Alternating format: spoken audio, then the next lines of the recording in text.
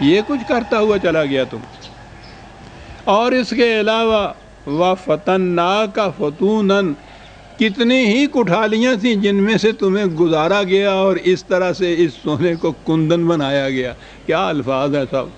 بہت سی کٹھالیاں تھیں جس میں سے تمہیں گزارا گیا. یہ کاہے کے لیے یہ سب کچھ کیا گیا ہے؟ ٹھیک ہے تمہارے اندر ایک تبدیلی پیدا ہو رہی تھی، ان تمام کٹھالیوں میں گزرنے تھے، لیکن یہ کچھ تمہاری خاطر نہیں کیا جا رہا تھا. عزیزان من سنیے، وہ جو کہتے ہیں نا کہ خدا کی دین کا موسیٰ سے پوچھئے حوال، آگ لینے کو جائے پیمبری مل جائے. یعنی ویسے ہی کہ کوئی تھا اس وقت پیمبری دینی تھی، خدا نے کسی طرح سے ہاتھ میں رکھا ہوا تھا وہ تاج، یہ جا نکلے وہاں، انہوں نے وہاں آگ دیکھی اور اس کے سر پہ رکھ دیا. کوئی اور جاتا اس کے سر پہ رکھ دیا. وہ یہاں ہمارے ہاں کے معاذ اللہ وہ نبی کہتے ہیں میں نہ آتا تو کوئی اور ہی آیا ہوتا. لو یہ خصوصیت ہے نبوت کی. یہ سارا کچھ کیوں کرایا؟ یہ کیوں یہ سب کچھ یہ تمام مراحل طے کرائے؟ ان کٹھالیوں میں سے، کیا لفظ ہے قرآن کا، ان کٹھالیوں میں سے کیوں گزارا؟ ثم جئت علی قدر یا موسیٰ، اس کے بعد کہیں جا کر تم ہمارے معیار پہ پورے اترے.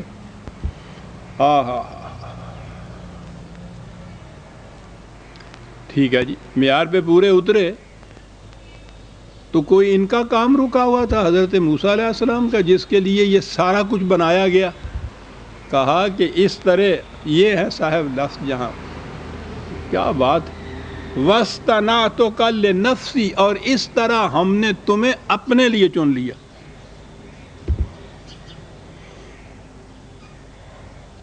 خدائے قادر و مطلق کائنات کی ہر شے اس کے قبضہ قدرت میں، اس کو اس کی کیا ضرورت پڑی ہوئی ہے کہ ایک انسان کو اس کی پیدائش کے زمانے سے تیار کرتا چلا جا رہا ہے، ان مراحل سے گزارتا چلا جا رہا ہے، ان بھٹیوں سے اس کو نکالتا چلا جا رہا ہے، پھر وہ جا کے ایک مکمل انسان بنتا ہے. اور وہ کاہے کے لیے بنتا ہے؟ خدا کہتا ہے ہم نے تمہیں اپنے لیے چن لیا. سطحی نگاہ پہ یوں نظر آتا ہے جیسے اللہ میاں کا کوئی کام معاذ اللہ اٹکا ہوا تھا اور وہ تنہا اس کو کر نہیں سکتا تھا، ضرورت تھی کسی اور کی. اس طرح سے اس کو تیار کیا ایک رسول کو، اور پھر اس کو کہا کہ لو بھئی یہ ہمارا کام ہے، یہ اب تم کر دو. ہم سے اکیلے نہیں ہو سکتا تھا، یا ہم سے ہو ہی نہیں سکتا تھا، تم کر سکتے ہو. خدا کے متعلق تو یہ تصور ہی نہیں. بڑی عظیم چیز، رسول کو خدا اپنے کسی کام کے لیے تیار کرتا ہے. کیا کام تھا وہ جسے کے متعلق کہا کہ ہم نے تمہیں اپنے لیے چن لیا؟ کہا کہ ارشاد فرمائیے، کہا اذهبا الی فرعون انہ طغی، جاؤ فرعون کی طرف، وہ بہت سرکش ہو گیا ہے، دودھ فراموش ہو گیا ہے، ساحل آشنا ہو گیا ہے. اس کی طغیانیاں نو انسانی کو سیلاب کی طرح بہا کے لیے چلی جا رہی ہیں. ہم نے تمہیں اپنے لیے چن لیا، فرعون کی طرف جاؤ اور اس کی سرکشی کا جواب دو. یہ ہے خدا کا ایک مقصد جس کے لیے تیار کیا جا رہا ہے اس رسول کو، فرعون کی سرکشی کو. کاہے کے لیے؟ محکوم مغلوب مقہور بنی اسرائیل کو اس کے پنجہ استبداد سے چھڑانے کے لیے.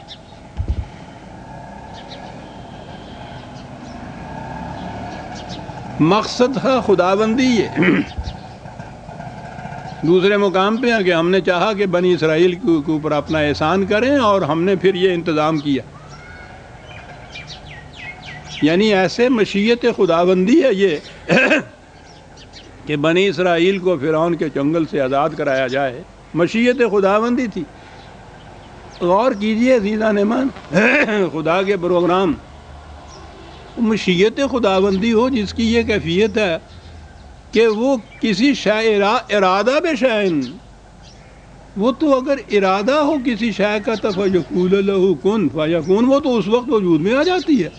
تو مشیت خداوندی اگر یہ تھی کہ فرعون کی طغیانیوں کو ساحلوں کے اندر پابند کیا جائے، بنی اسرائیل کو اس کے استبداد کے پنجے سے چھڑایا جائے، اگر مشیت خداوندی تھی تو اس کے از خود بروئے کار آ جانے میں کون سی چیز مانع ہو سکتی تھی؟ خدا کی مشیت کے راستے میں کوئی کھڑا ہو سکتا تھا؟ اب بات کیا ہوئی؟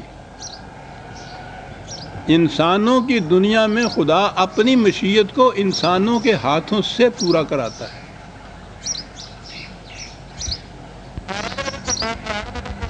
یہ ہے اصل چیز۔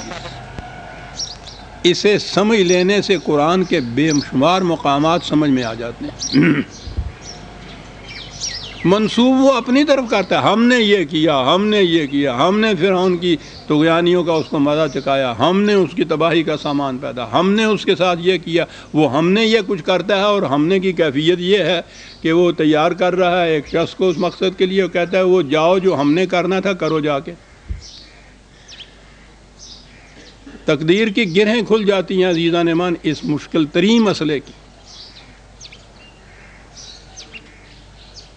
جو ارسطو کے زمانے سے لے کے حضور کے وقت تک نہیں، آج تک بھی فلاسفروں کے نزدیک لا ینحل مسئلہ بنا ہوا ہے۔ قرآن یوں اس کو گرہ کو کھول کے رکھ دیتا ہے، کیونکہ مشیت اس کی وہ ہوتی ہے، اس لیے وہ اپنی طرف منسوب کرتا ہے کہ ہم نے یہ کرنا تھا۔ وہ خود بخود نہیں کرتا آ کر۔ اتنی بڑی قدرت، اتنا بڑا اقتدار خود بخود کرنے کا، اتنا اقتدار رکھنے کے باوجود وہ خود نہیں کرتا، انسانوں کی دنیا میں آ کے وہ اپنی مشیت کو انسانوں کے ہاتھوں سے پورا کراتا ہے۔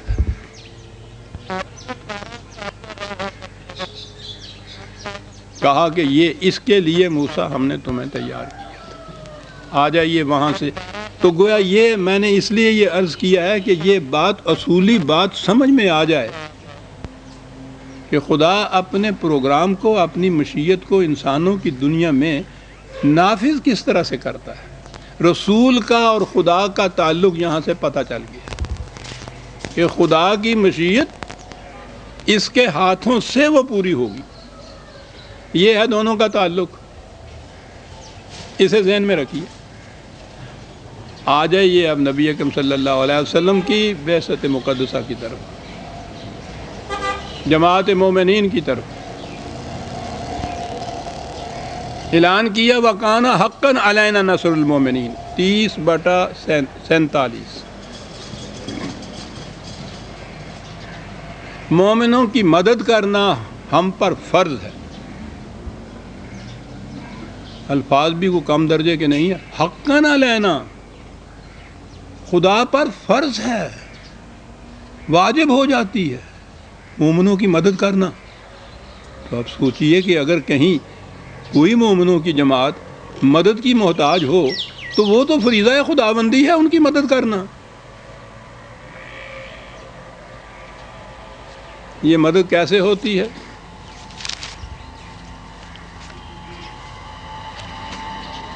مکے کے مسلمان وہاں کی اذیتیں برداشت کرتے کرتے ایک حصہ تو ان کا ایسا تھا وہ ہجرت کر کے مدینے چلا گیا، وہاں جا کے انہوں نے اپنی مملکت بھی قائم کر لی۔ یہ دوسرا حصہ ابھی مکے میں رہ گیا۔ مکے والے پہلے ہی کچھ کام اذیتیں نہیں دیتے تھے، جب یہ دیکھا کہ ان کے ایک گروہ نے وہاں مملکت قائم کر لی ہے، یہ یہاں ہیں تو ان کا آپس کا رشتہ ہے، تو آپ سوچئے کہ ان کے ساتھ وہ کیا نہیں کرتے ہو۔ کہا یہ کہ ان مکے کے مستضعفین نے، مظلوموں نے خدا سے فریاد کی کہ ہمارے لیے کچھ انتظام کر، ہم یہاں سے نکل نہیں سکتے، کوئی ہماری مدد کو آ نہیں سکتا، اور یہاں کی اذیتیں اور تکلیفیں ناقابل برداشت ہو گئی ہیں۔ میں سمجھتا ہوں کہا ہوگا کہ تم نے تو کہا گا حقاً علینا نصر المومنین، مدد کرنا ہم پر واجب ہو گئی ہوئی ہے، تو اپنا وہ فریضہ آپ کب ادا کریں گے؟ خاک ہو جائیں گے ہم تم کو خبر ہونے تک۔ معلوم ہے کیا جواب دیا؟ ان سے کچھ نہیں کہا، مدینہ کے مسلمانوں سے کہا کہ جن کے پاس اب اتنا سامان ہو گیا تھا کہ وہ اپنی مدافعت بھی کرتے اور دوسرے کی مدد بھی، مدینہ کے مسلمانوں سے کہا کہ مالکم لا تقاتلون فی سبیل اللہ، وہ تمہیں کیا ہو گیا ہے ان کی مدد کے لیے اٹھتے نہیں ہو؟ یعنی وہ خدا سے پکار رہے ہیں